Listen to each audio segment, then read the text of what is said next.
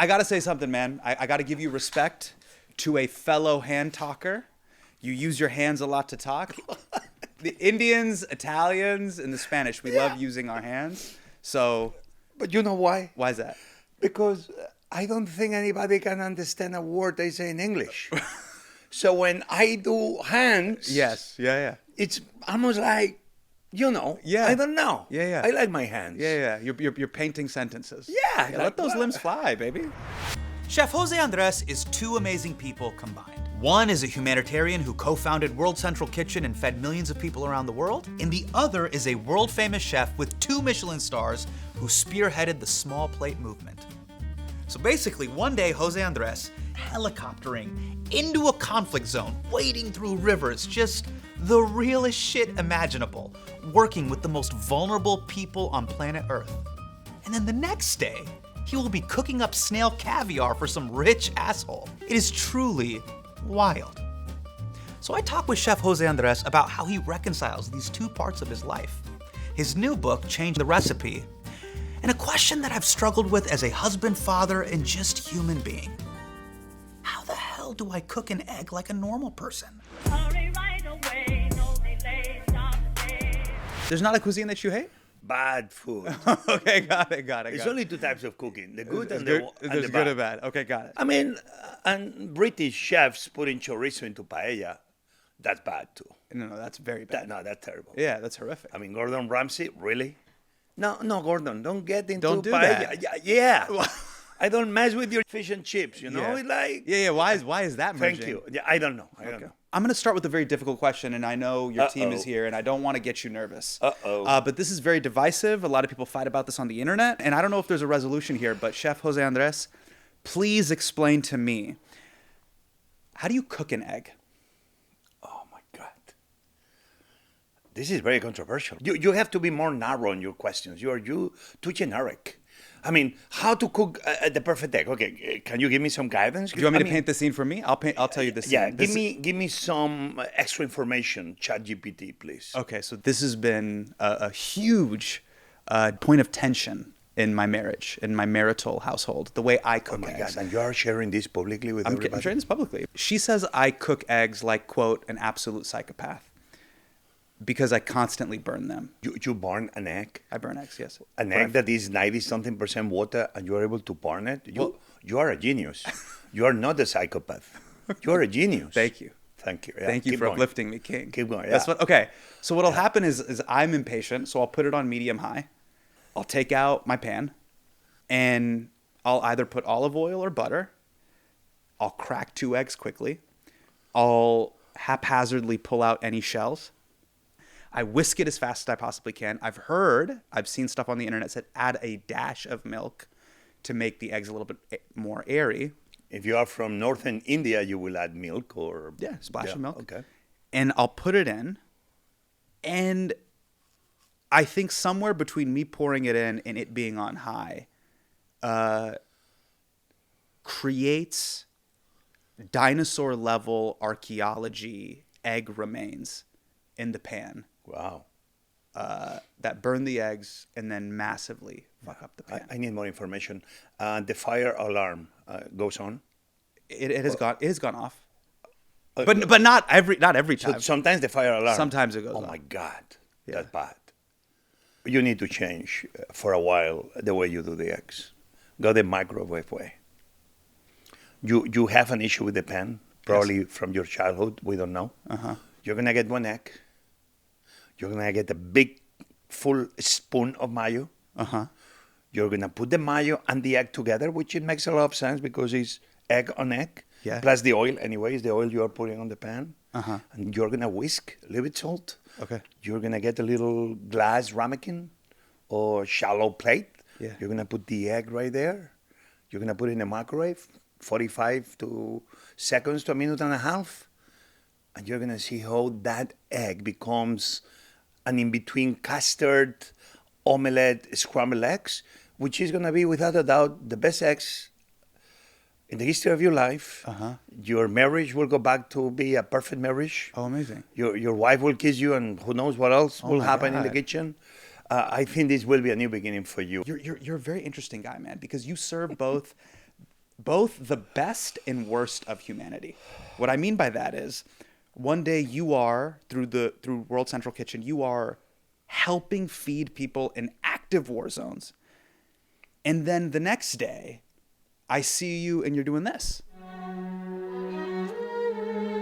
I mean, you're sipping honeydew out of a flower petal. This is some Roman Emperor Caligula shit. So how do you reconcile that? Okay. Chef, talk to me. I want to make sure that people know I had a couple of glasses of wine when that moment happened. Okay, got it. It's what was in the label. Wine. Got it. 12.5% alcohol. Got it. Probably. No mushrooms. But, what you see me there is a magnolia flower. I love magnolias because my mother bought a magnolia tree, very small. Yeah. There was a space for the magnolia tree or for us. Yes. I was obsessed with the aroma and the smell of the magnolia tree. So that moment I had, the magnolias were blooming, the smell was amazing, Yes. and nothing to me is more amazing and being in contact with nature than grabbing a magnolia with all their aroma and using the petals Yeah. to be a vessel, in this case for you to eat or to drink. And out of that moment, we created a dish. Oh, no kidding. Yeah. Okay. And we serve it at minibar. So Well- these moments where this is from a show in Netflix, Chef's Table. Yes. But this is the many different ways we can be very creative in the kitchen Yes. to feed the few. Well, so I think the question that I'm trying to ask, and I'd love your insight on, is, all jokes aside, that moment, it's so luxurious, right? And you are doing something that is so kind of poetically beautiful. You have 2 Michelin stars. You've gotten 2 Michelin stars. So you've definitely seen the luxurious side of what food is, and you've also seen the utilitarian side of how important food is when you're serving people around the world, oftentimes after natural disasters or war, right? But what has that taught you about humanity? Basically, you've done the pretentious shit and the necessary shit. What does that say about all the shit? What have you learned from that? The high and the low. Well, to me, it's all the same. Obviously, one costs more than other. Yes. And that's why we charge more. Okay. In the worst moments of humanity, the best of humanity shows up. That's a lesson learned in the difficult places. And in the good moments, it's exactly the same. I may have few restaurants in downtown, and they're doing very well. And I have very happy people and guests coming and coming back. But then not too far away from the same restaurant success in my same city where I live, it's families that they're having a hard time feeding their children. Right.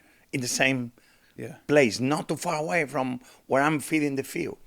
And so the big learning lesson is that enjoy every moment you have and don't feel guilty for going to an expensive restaurant or opening a bottle of wine or, I don't know, go to a trip that has been the dream of your lifetime. Just enjoy every one of those seconds. But at the same time, I think it's okay if a part of your brain it's engaged into understanding that there are others who are not having Right, the that are in same need, yeah. enjoyments and opportunities you have, and it's okay that some people just try to build bridges in between one. It's necessary. Nobody should feel guilty for drinking the champagne and the caviar, and also nobody should be feeling guilty if you don't find the time to go help others. Sure. Everybody will find their moment and to contribute. Everybody contributes, even in ways they don't see. Yeah. But for me, this will be the lessons learned. Use in the worst moments of humanity, the best of humanity always shows up. That's really beautiful. I mean, you've said that you serve the few and the many. We obviously know who the few are, right? The few are the few exclusive people that get to go to an amazing dining experience in one of your amazing restaurants. And then there's moments where you're helping the many, the needy, all of those people. But my question, Chef Jose Andres, is what about the big fat middle? I'm talking about fast casual. Yeah, That's something you don't serve. I try, but I fail. Yeah. Even you could argue that I have restaurants back in the days. I have restaurants that I had until very recently. I have Pepe. I have one in Disney. I had a food truck. That there are sandwiches at $10, which are great. Sandwiches of my childhood. Sure. All the way to mini bar or E in Las Vegas at the Cosmopolitan, which is $300-400 a meal. Okay. And everything in between. But the issue is that even that $10 sandwich Yes. that seems is good and is affordable. Yeah. Well, $10 when you start adding the tax and the tip Sure. and the soda or the coffee or the tea or the wine becomes $15, $20. Sure. And $20 for one meal every single day is expensive. It's expensive for Middle America. Yes. It's expensive for Of course. everyone around the world. So I think fast casual, I'm very lucky because in Washington, D.C., I've seen some of the best fast casuals in America that they born in America, in Washington. Yeah. I'm talking places like Sweet Green. I'm talking places which I was very lucky to be an early. So you're a Sweet Green small, fan? I was a super big Sweet Green Well, fan. why don't we test this premise right now? Uh-oh. I'm going to test you on your fast casual knowledge because you have exquisite taste, chef. I don't go often, though. No, but I need to know, do you condone or do you condemn? So Chef Jose Andres, here we go. Condone or condemn? Chipotle. Go. Really? I like Chipotle. You don't feel like the quality's gone down? Okay, now you are being very picky. Oh, you're accusing me of being pretentious, Mr. Very, Michelin star. yes, sir. Okay, how about Qdoba? With a Q. I think they're okay. Yeah, keep going. Okay, Chili's. Oof, Chili's. You got to make a choice, chef. I mean, the edge counts. The edge. There's no edge. The edge counts as a condemn. I think this one will push you over. Chili's to go in the airport. Oh, yeah, that can. Yeah, I mean, because why you want to have somebody to eat something before going into the airport that has the name Chili's on it? I mean, it just sounds bad. All of it is bad. Yeah, but I like the people of Chili's. I know people work in Chili's. There's great people. We love the people. I know. I'm talking about yeah. having a buffalo chicken wrap sitting there for 3 days. Yeah, poor buffalo. Yeah, okay, yeah, Chili's, they to go, yeah. Condemn. They condemn. Thank yeah. you. You heard it here first. Yeah. Baja Fresh. They're fresh. Yeah, I like Baja Fresh. Okay. Panera Bread. I think Panera did a great job. I did too. I think they did a great We don't job. condone. I mean, my sandwiches are far away better, but they were so smart that I did a sandwich for them during the pandemic. How do you feel about Jimmy John's? Jimmy John's are good. Quiznos? I prefer Jimmy John's at Quiznos. Fresh & Co. I've been in and out, but I've never ordered from them either. So I take that as a condemnation. No, I have to Why? do research and development. Okay. I mean, How about here in New York City, La Peine Quadet? La Peine Quanat. le pain quotidien. Yes. Your English is as good as mine. Yeah. Le pain quotidien, right? Yes, Le pain Le Pain quotidien, I Quattro think Domingo. is a good chain. They do a good job. Le pain quotidien. I've walked in and I've never bought anything. I've walked Yeah, right out. me too. But I think. So I think that's a condemnation, chef. I- How can we I walk mean- in, do an entire I mean, lap, and leave? you are who you are. You're in charge of this podcast. Is this a podcast? There's a podcast on the show. And you can say whatever you want, but me, I'm gonna say whatever I want. I'm not. You forcing. said condone or condemn, condemn. but I'm not lifting up in this one. Okay. Just Salad. That's the name of the restaurant. Just Salad. Yes, salad.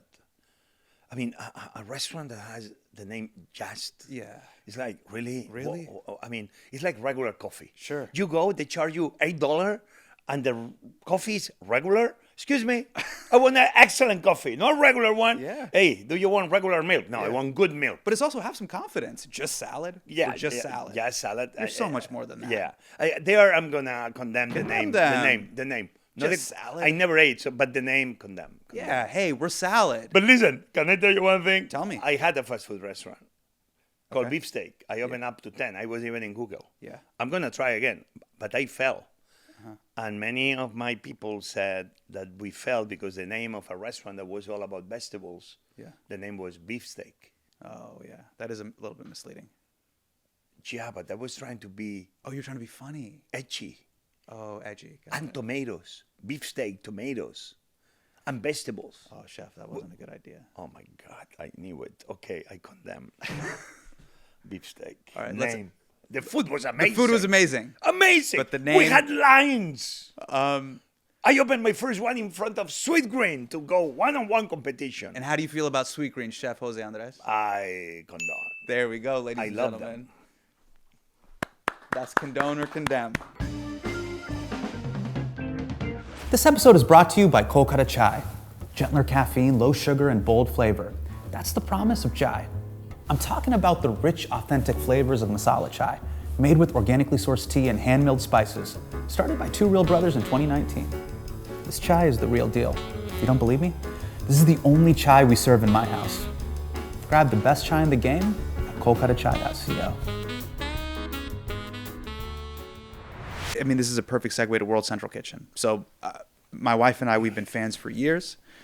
We have donated. We're very proud to support the work that you guys are doing. It's very important and necessary. Thank you. The overall gist of it, for people that aren't familiar with World Central Kitchen, is to provide basic needs and comfort in the most challenging parts of the world. That can be through war, conflict, natural disaster. And one of the things we're talking about is you've seen aid be given to some of the poorest countries in the world, but you were talking about this Chipotle card here in America. Does it make you sad to see food inequity here in America, which is literally one of the richest countries in the world? Yeah. Obviously in America, but I can say in Spain, the country I come from, I have dual citizenship in every rich country, but also in countries that technically are not so rich, but is full of rich cities with rich people, and there the inequality sometimes is even bigger. Right. I think inequality, when it's solvable, that's the sad part. Hunger is a problem that can be solved with commitment, with investment. Yeah. Not throwing money at the problem, but so yeah, it makes me a little bit sad. Obviously, World Central Kitchen, we are not a hunger fighting organization. Yeah. We are a emergency food and water dash other things organization.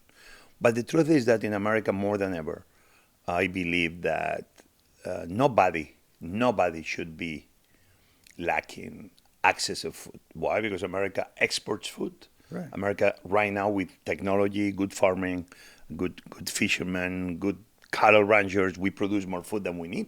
Yes. So it's great. Right. So it doesn't make a lot of sense that sometimes it feels, we saw it during the pandemic, that the people that feed America, at times they are not able to feed themselves.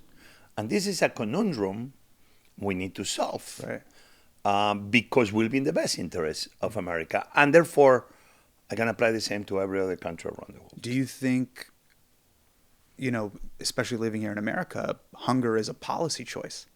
I mean, we saw this during the pandemic, especially. That COVID child tax credit gave up to $3,000 per child. And according to one study, that brought down food insufficiency 26%. And so it's one of those things where clearly a very nominal amount of money could solve food insufficiency in the United States of America. The issue is that when our governments have these type of policies, as we saw during COVID, that it showed that function, is our government investing on their people. And who better than your government investing in you? Yeah. In the same way you invest in your country and in your government. Yeah. So at times, we need the governments to invest in the people. Yes. I mean, Invest in the small and big companies equally. We want companies, businessmen to create jobs. We want everybody to do well. But a government must be there to invest in their people. And one great way to invest offshore is making sure that no child, elderly, which is one of the issues that nobody talks about, but the elders in America percentage are growing and growing. right. And we're going to have a lot of elderly people forgotten in cities and countryside, little towns across America, Right. that the government is going to have to do more, and we cannot forget them. This is one of the very big crises coming. But 100% agree. Government should invest in their people. And yes, what we saw in COVID was very smart. I remember going to early March 2020 to White House and speaking to Ivanka Trump. And obviously this is an idea that has been put by other countries and even in America. And I love that the USDA, White House, other NGOs like ours, we did it on our own to put in boxes of food that we will be buying from farmers that didn't have restaurants to sell to. Yeah. That all of the time we will put these boxes together and we will have distribution in poor neighborhoods, poor areas across America.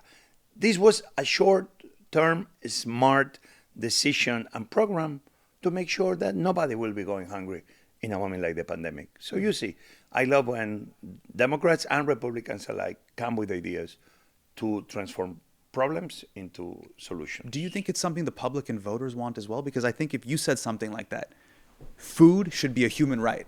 People would accuse you of being a socialist or a communist. You know what I mean? Something as simple as that would be so, I think, in the America we live in, so polarizing. Name calling, name calling is such a simple way to don't submerge yourself in the very complicated issues, right? And you could argue that, if you give food for free, you are a socialist or communist country. And then I will ask, are subsidies giving money to big companies? Right. So is that a social safety net, or is that a business safety net? Yeah, precisely. It's not that socialism too, in a way. So I don't like subsidies. Right. I rather prefer that the market plays itself in a pure, more capitalism way. So it's kind of very funny how words are used that without any context, they prove that they don't really understand the issue. In the same way, we have firefighter stations, because if it's a fire, there we want the fire to stop immediately. Right. They are the same way we have hospitals, as many places as we can. So if something happens, everybody can be receiving healthcare quick and fast and save lives. In the same way we're describing these things, and everybody will agree we need them. Yeah. I would say that we will have to have mechanisms to make sure that the richest country in the history puts food insecurity as one of the problems that we have no longer. Right, sure. That's the polio vaccine. Like, this is not a thing that exists and every anymore. American I speak, they will agree that every child in America should be fed, that every elderly in America should be fed. And the question will always be the same. Well, they should manage, they should work hard like I did. Okay, I get it, but there's a lot of people that work hard. Yeah. And things happen to them, because life is like a lottery ticket. And sometimes we won with a winning ticket, and other people don't even got one ticket. Yeah. They don't even know it's a lottery. Therefore, we need to make sure that life is not a lottery ticket. We need to have systems that don't only feed people in their darkest, most in need hours, but that gives them an opportunity to push them from the back, to give them wind in the sails, so they have opportunity to move forward. And I think, yes, food, nobody should be food insecure in America, period. What happened in your life that gave you this perspective to not only give domestically, but globally? Because as you've seen in the world, there's a lot of this, hey, buddy, we have enough problems in our own backyard. Hey, we need to take care of our own. There's this, you've seen the attack on USAID. There is this global isolationism that's happening both in the United States. We saw that in Europe. This is happening in many countries. How do you reconcile that? Because honestly, what you're doing with WCK is both a domestic kindness project, but a global kindness and humanitarian project. I 100% agree with the people that make statements. Jose, but we have a lot of people in need in America.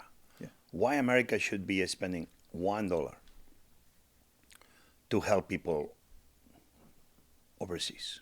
Yeah. Number one, we need to make sure that everybody agrees that investing in Americans that are poor, Americans that are hungry, is the right thing to do. And overall, I always believe that we have consensus that that's something we have to do. Even at the policy level, we've never achieved that yet. Yeah. How is possible that we have veterans that we send to wars, and when they come back, we have veterans that are homeless and they cannot feed their families? Obviously, that's something that needs to be addressed. Mm-hmm. And not Republicans or Democrats sometimes come together with consensus to address it. But the issue of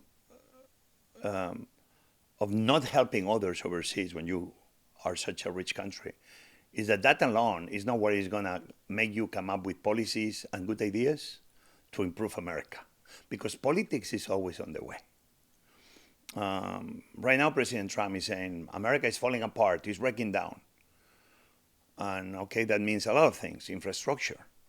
America is being lacking true investment in infrastructure that has not been, things that they've not been repaired since 30, 40 years ago or more. Yeah. It's smart that you will forever keep reinvesting in maintaining America the leading country in the world. Politics gets in the way that will say, if this idea is coming from Democrats, I'm not going to support improving America at the logistical level. But then when you're in power, all of a sudden, it's like, we're going to be rebuilding America. Why this cannot be happening all the time? Right. And still, I understand it'll be the disagreements of this. Yeah. This is what it means to be a Democrat, and this is what it means to be a Republican. Yeah. What cannot be is that you only support what you support when you are in power, and I'm going to support sometimes whatever the other party doesn't support. Yeah, and what you're talking about, food scarcity is not a partisan issue. It should never be a partisan issue. Because when I go through America, we have tornadoes right now. We've been having floodings, hurricanes. There is just people that need our help. Yeah. People that don't want to use that nonsense fight sometimes about nothing. People just want solutions. Yeah. Politicians coming together, building a smart policy that actually addresses the issues on the ground. And you know one thing, a smart policy, my friend, is then good politics for everybody. You have a new book called Change the Recipe. You write about what it means to be a humanitarian, what it means to help other people. This is a really beautiful quote from the book. It says, "It always seems like philanthropy is about the redemption of the giver, when it must be about the liberation of the receiver." This was said by a guy called Robert Egger, who founded DC Central Kitchen, an ex-bartender that thought that waste was wrong. Yeah. And he opened on President Bush inauguration day. He got a truck. He went around the different celebration parties, hotels, pick up the leftovers, brought them back to a kitchen, repackage, and send the food to the homeless. That's the beginning of DC Central Kitchen. I've been part of that organization for over 30 years. I went as a cook, and I became the chairman. Now I'm chairman emeritus. And this organization did something simple. Taking food that was about to be waste, taking people in the streets, cleaning them, giving them a chance to belong, training them to be cooks. They will be the ones cooking those unused leftover food. Right. Then we will feed the homeless population. Amazing. Yeah. So this phrase was given to me when I was 23, 24 by Robert Egger, the founder. Yeah. And this, in essence, is what we all need to do. Doing good, it's okay, but it's not enough anymore. We must do a smart good. Why? Because every day seems we have more NGOs. Every time seems that the money we spend in philanthropy in America around the world keeps increasing. Right. But every time since the same problems always remain. Right. Therefore, we need to start investing our philanthropy dollars in the same way we will do our investments to make money. The return on investment on the philanthropy side is that we create a better system around our cities and around the places we live. Therefore, we need to change the chip in how we invest our dollars in charity. Is that what you mean by liberating the receiver? Totally. Meaning, I have to make them whole. I have to really improve their status in life versus I have to give charity because it's kind of this guilt tax that I pay. Correct. It's okay to give and feel good about it. Yeah. But I think everybody will be much more, engaged. Yeah. If they know that actually their $1, it really make a big change in the life of someone. We need all to think harder when we give our money away, and we should be asking everybody, is this organization doing the best they can to solve the problems? Are the NGOs? The NGOs right now are going to be playing a huge work. If FEMA goes away in the way I think, if certain government aid, food stamps disappears or is cut down, USAID is going to be millions in the planet Earth that they're going to have a hard time feeding themselves without that aid at America, which, by the way, I think is soft power, soft diplomacy, which I think has been such a good investment of America to gain goodwill around the world. If all this money goes away, we're gonna see in America a lot of people in cities and rural America that they're going to be having a hard time to make it at the end of the month. Therefore, is going to be the time that NGOs are going to have to be, if anything, covering that hole that the government is leaving, but will be also the moment, are we using the money we have in the right way? Because this is the question. If one day they will give me or they will give you, somebody, a blank check to say, end poverty and hunger in the world. Sure. We will know how to do it. That's the challenges too. Got it. And what I'm doing right now, every time I go to the different places I go around the world, in America, around the world, is just learning. Everybody tells me, thank you for going help. I'm not going help. I'm going to learn. I'm going to learn. I'm going to listen. I'm going to watch to see how between governments, cities, mayors, private sector, NGOs, everyday citizens, how together we can have the best policies that actually can eradicate food and poverty for the years to come. In your travels around the world, what have you learned? What has been done ineffectively, and where have you seen it been done effectively? Because for me, my duty is when I get the text, hey, will you donate? Here's the link. I pay it through just the guilt tax of like, I should, I have it, I should. But you've seen it on the ground. What have you seen that could be done better? And what have you seen where, this is really effective? One country that is very close to America and is very sad to see the situation, it's Haiti, right?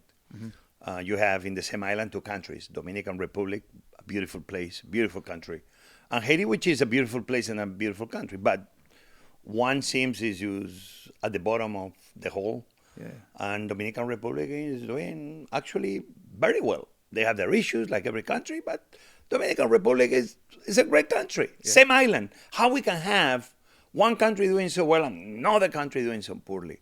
The history of Haiti will be one that we don't have the time to go into hundreds of years of all the things that happened to the poor Haitians. But in the earthquake of 2010, I was very proud of how America came to the rescue of Haiti and many other countries around the world. It's when I went there and I very much founded World Central Kitchen on the shoulders of Port-au-Prince.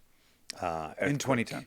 In 2010, where thousands died, hundreds of thousands of homes were destroyed, and a lot of money came in. And I still look at Haiti today as a failed state 15 years later, even when everybody seems was coming to. But let me tell you one of the little things, because I like to give details on things so we understand how sometimes if we don't give in the smart way, we destroy everything we're trying to achieve. America, the way we give aid is because we produce a lot of food. The government will buy food from our farmers, which actually is a good thing. Obviously, American dollars buying food from American farmers is good. And that food is used for when there is famines around the world, emergencies, America will show goodwill donating food. All of that is great. But then, 15 years later, we have Haitians trying to come to America, coming from South America all the way to Mexico, because they left their country, because they lost their jobs.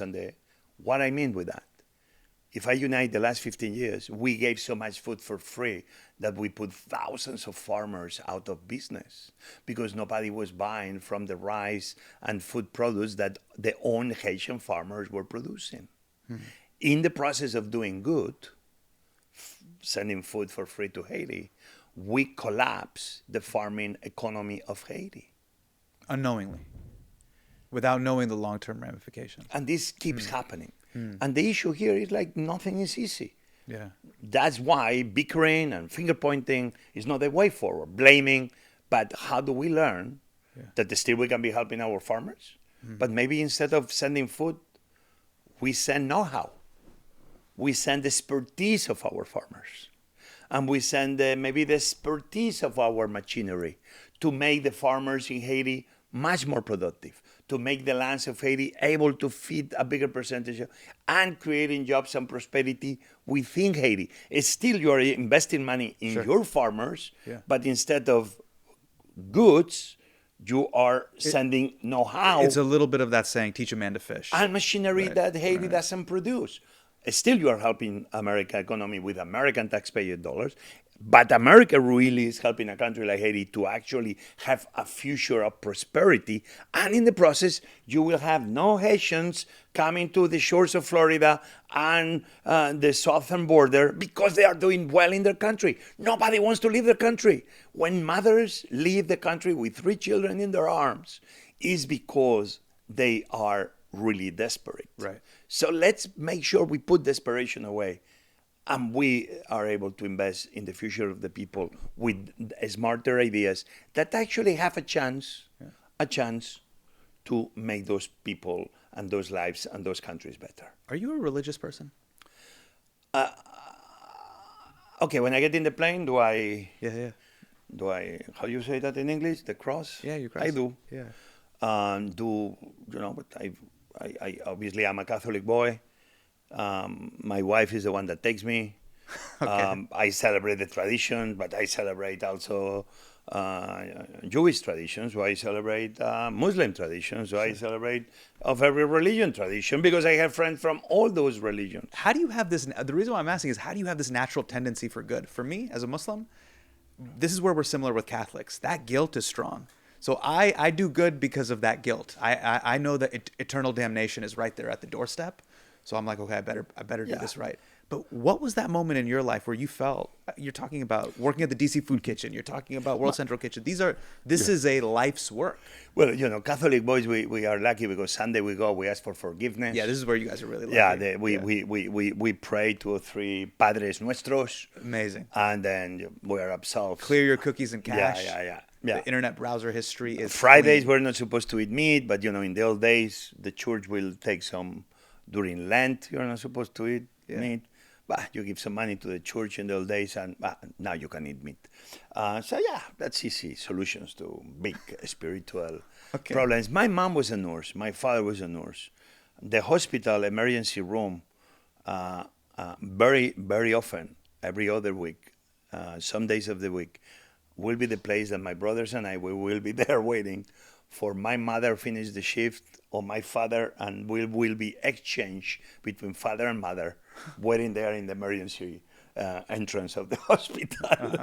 I always was fascinated by all these nurses and doctors work they were doing. For me, it was fascinating that will be people coming in the ambulance and all these people just trying to help and doing good. I don't know. That was something like always I saw as Because a I feel very like- good example in me. I feel like generosity is one of those things that you it kind of comes from within. And I That's can't why even in the articulate where pandemic, it the comes first from. places I was going was hospitals, making sure that they were okay. Going hospitals, bringing masks, because we had a lot of masks in World Central Kitchen. I don't know why, but we had so many masks that all of a sudden we were like, why we have masks? So many. Because we had some earthquakes and we had them, a lot of them. And we began giving them away when nobody seemed to have them. And I kept checking. In India, I went to India and I checked. We were feeding 100 hospitals in India when India went down. Right. Like every country uses the moment that India went down during 1 month, 2 months. So we went there.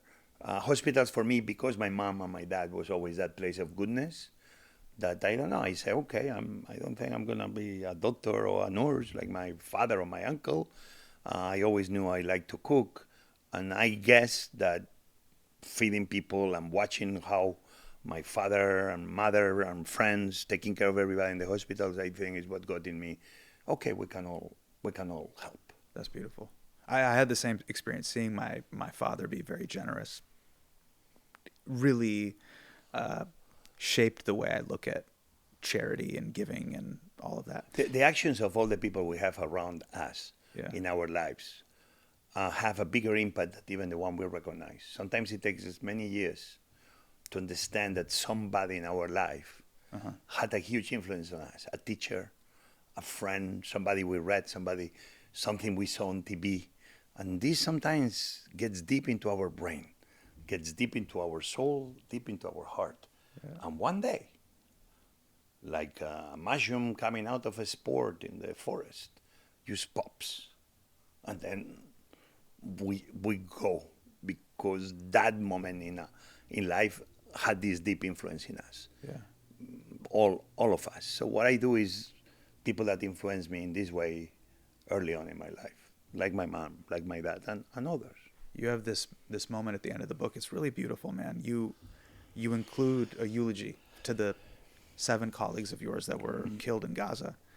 And I just want to show this quote. This was a really powerful quote that stuck with me. You write, "Food can never be a weapon of war. Humanitarians are never targets. They are the best of us, running towards the danger as others run away. Every single civilian life is sacred and must never be treated as collateral damage." Yeah, obviously this last year for me has been hard. No harder than the 7 that lost their lives. 6 non-Palestinian, 1 Palestinian, but we've seen the many people in Ukraine that they are losing their lives. Right. Just working in a hospital. Yeah. We are seeing all the people suffering in Gaza. But we need to be recognizing the suffering of everybody. The attack that happened by Hamas in southern Israel was never supposed to happen. And that was brutal. And those people suffer. I remember the first thing we did, we opened World Central Kitchen operation in southern Israel and then northern Israel, feeding the people of the kibbutz that they were so tragically wounded with so many deaths, and then all the hostages taken. At the same time, we began doing exactly the same in Gaza.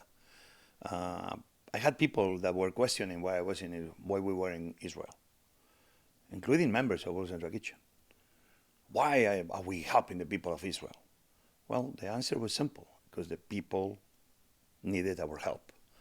Then I had people that began questioning why we were feeding people in Gaza. And the answer was simple, because the people of Gaza need us to be next to them. And at the end, this is what this conveys.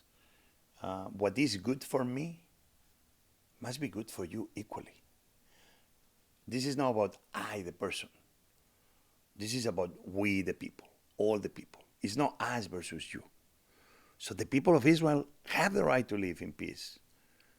And the people of Palestine equally. And giving the respect they reserve. And giving the same opportunities everybody else have. Israelis or anybody else.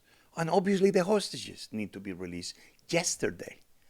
Again, when you put those simple phrases and you take Israelis or Palestinians or Ukrainians or any kind, or Lebanese, everybody agrees.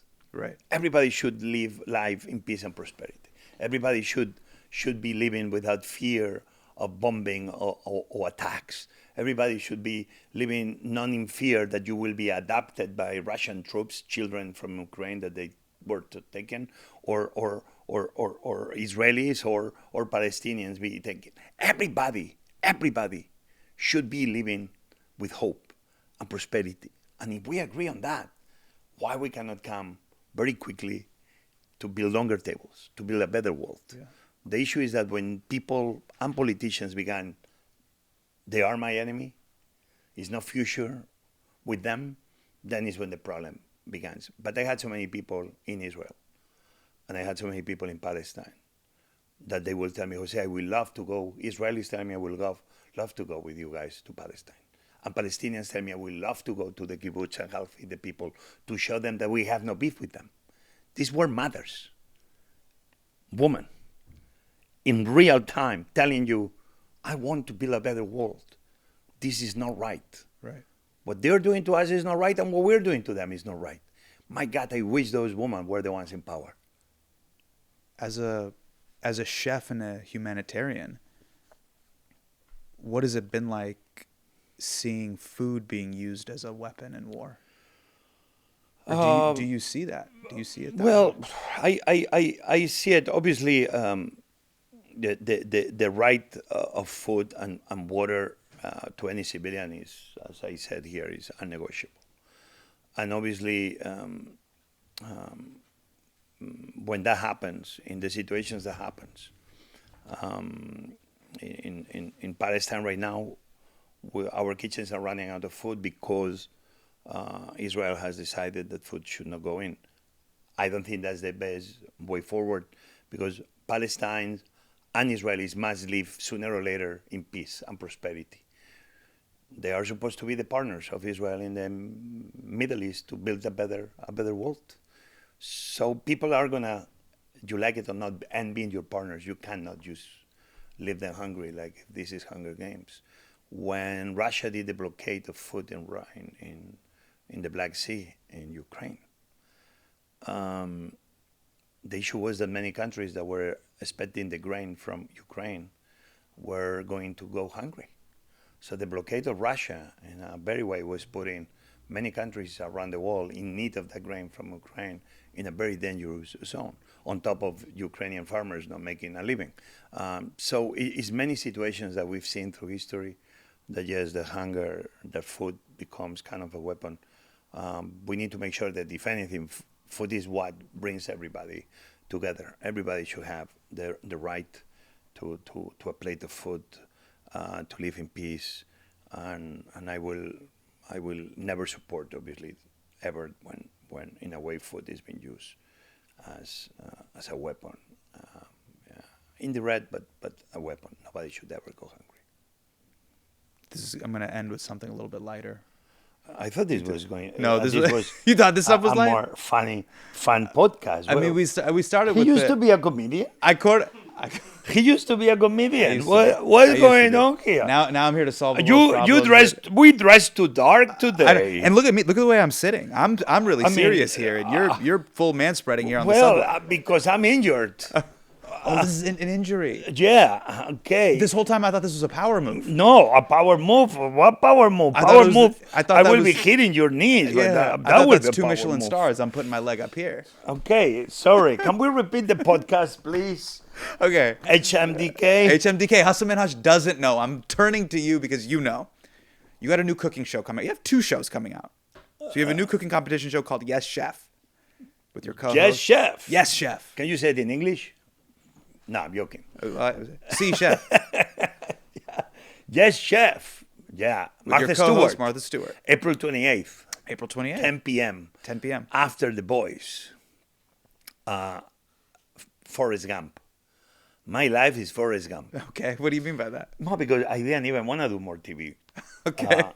And at the end, I ended with a show, primetime, being co-host, co-judge, co-everything. Yes. In a show in very much prime time in national television. Okay. Now, have you seen The Bear? Yeah. Okay. This is not, you and Martha aren't having a mental breakdown in this show, right? No, but the chefs sometimes are. Okay. Martha and I think, it's fun show. We seem to agree even when we disagree with each other. Okay. What a lady, Martha Stewart. Sure. She's one of the best. Did she give you any stock tips? And yeah, we talk about it. Oh, incredible. We can talk about that offline as well. We talk about it. It's a moment that is very fun in the show. Oh, really? You actually do talk about it on air? She's a lady. Certainly. She's been a friend for many years, but we spent a very intense month filming, but it was great. We finished filming and, okay, where are we going, Jose? I'm like, I'm tired. Mm-hmm. We film tomorrow at 8 a.m. again. She'll go out to a sushi place, to a cocktail place. I'm like, Martha, who are you? Who are you? I believe it, though. Who are you? Yeah. Where? What, you're smoking. Uh-huh. I say nothing. I say, okay, I get it. But she's so full of life and intensity. So yeah, that show is good. Okay, now let me ask you. This is the last one. And Netflix. I have a show on Netflix. You have a show on Netflix. Chef as well? Table. Chef's Table. But my last question. You've been such a great guest. Obviously a great sport. You're very funny. But as a whole, are chefs doing okay? Are they all right? Because the way I watch The Bear, I'm like, are you guys all right? And this is coming from a comedian. I think you guys are going to a pretty dark place. We need to some fucked up shit is we need going to on understand that in the mind of a chef. The responsibility everybody has when everybody comes at 7 p.m. and everybody wants to come at the same time and everybody wants to order the food at the same time. And that's no matter how many weeks and months we work on the menu. Every one of you want a different thing out of the beautiful menu we brought for you. Okay. Garlic shrimp, really? With no garlic and no shrimp, really? I mean, you want to kick that person out of the restaurant. I want rice, 20 vegetable rice. I don't want the 20 vegetable. Can you come up with other 20 vegetable? What? Well, who are you? You've said this before to customers, No, but you felt it. yeah, and Okay. when everything goes at once, kitchens can be very intense. But obviously, the bird is everything that happens in the lifetime of a restaurant very condensed into a show. My God, if every restaurant was running like the heavy moments at the bird, my God.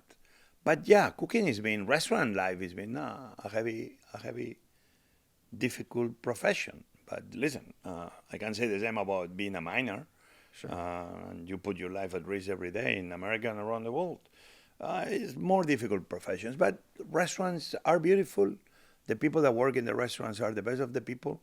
In the pandemic, I was very, very proud that actually restaurants, we shut down for business in the sense of every day opening our doors. But the restaurants, many of them, working with World Central Kitchen or on their own, they were feeding the local hospitals, the local homeless shelters.